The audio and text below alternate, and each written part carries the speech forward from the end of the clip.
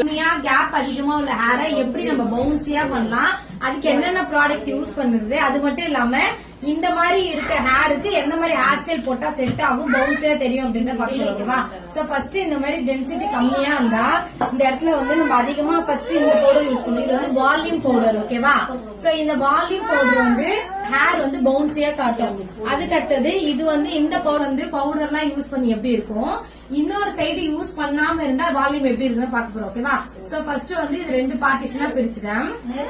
அதாவது ரூட்ல பட தேவையில்ல, ஹேர்ல தான் பண்ணணும். பவுடர் போட்டுட்டு இது இருக்க கேப்புக்கு இந்த பவுடர் வைக்கிறோம்.